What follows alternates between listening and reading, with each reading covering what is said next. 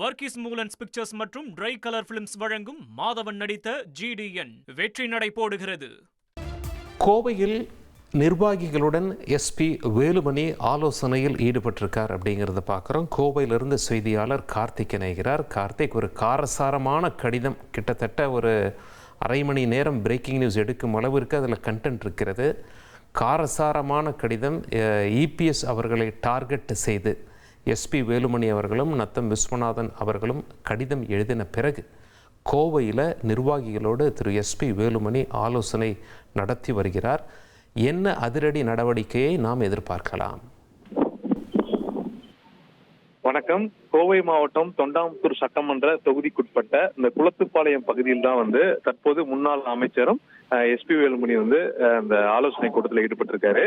இந்த ஆலோசனை கூட்டத்தினுடைய சாரம் என்னன்னு பாத்தீங்கன்னா, எடப்பாடி பழனிசாமி, அதாவது அதிமுக பொதுச் செயலாளர் அவர் அறிவித்த மாவட்ட செயலாளர் சேமா வேலுச்சாமி அவருடன் அவரை இணைத்து இங்கே தொண்டாமுத்தூர் சட்டமன்றத்துக்கு உட்பட்ட அதிமுக நிர்வாகிகள் தொண்டர்களை ஒருங்கிணைத்து இந்த ஆலோசனை கூட்டமானது நடைபெறுகிறது.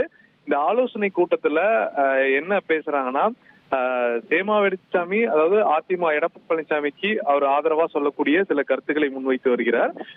அதாவது இங்க இருக்கக்கூடிய நிர்வாகிகள் என்ன சொல்றாங்கன்னா, அதிமுகவுக்கு எஸ்பி வேலுமணி வேணுமா வேண்டாமா, எதனால பொதுச் செயலாளர் இந்த முடிவை எடுத்திருக்காரு, அவர் எடுத்த முடிவை மீண்டும் பின்வாங்க வேண்டும், அதே சமயம் அவருடைய பழைய பொறுப்பை அவருக்கு கொடுக்க வேண்டும், வரக்கூடிய தேர்தல்ல ஒன்றிணைந்து அனைவரும் வேலை செய்ய வேண்டும் என்ற கோரிக்கைகளை அவங்க சொல்லிட்டு இருக்காங்க.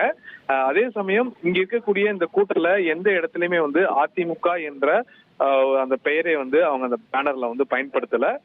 காரணம் பாத்தீங்கன்னா, அந்த பேனர் வச்சவங்க எல்லாம் அதிமுகவுல இருந்து அண்மையில நீக்கப்பட்டவங்க. ஆனாலும் தொடர்ந்து எஸ்பி வேலுமணிக்கு ஆதரவா செயல்பட்டு இருக்காங்க.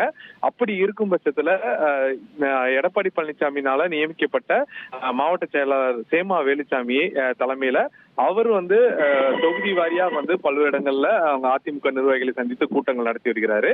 தொண்டாமுத்தூர்ல கடந்த ஒரு 10 நாட்களாக நடத்த முடியாம இருந்தது. காரணம், கோவையில் இருக்கக்கூடிய 10 சட்டமன்ற தொகுதியில ஒரே ஒரு தொகுதியில மட்டும் அதிமுக சார்பா வேலுமணி தான் வெற்றி பெற்றிருந்தாரு.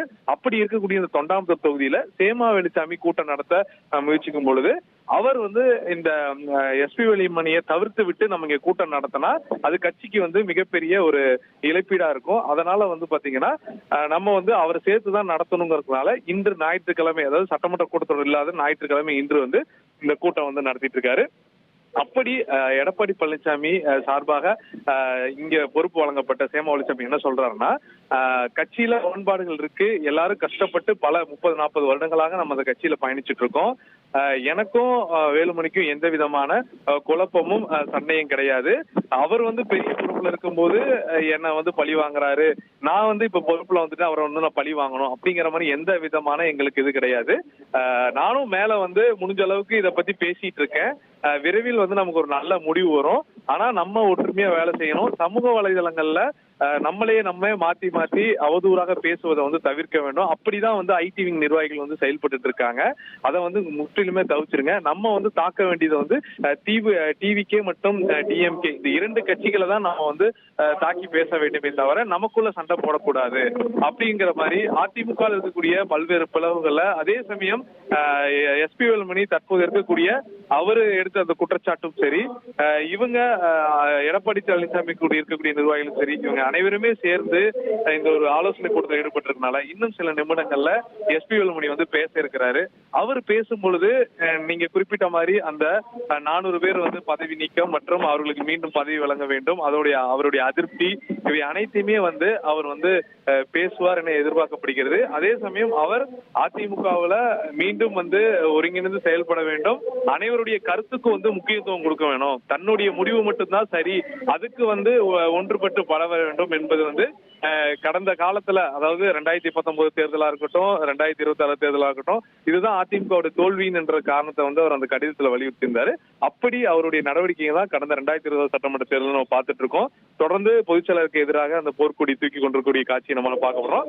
அப்படி இருக்கக்கூடிய சூழல்ல தற்போது அவர் இன்னும் சில நிமிடங்களை பேச இருக்கிறாரு. அவர் பேசும்போது இது தொடர்பான முக்கிய கருத்துக்களை ஏதாச்சும் கொடுப்பாரா என்பது நம்ம பொறுத்திருந்து பார்க்கலாம். உங்களுடைய தகவல்களுக்கு நன்றி கார்த்திக். வர்கீஸ் மூலன்ஸ் பிக்சர்ஸ் மற்றும் ட்ரை கலர் பிலிம்ஸ் வழங்கும் மாதவன் நடித்த GDN வெற்றி நடை போடுகிறது.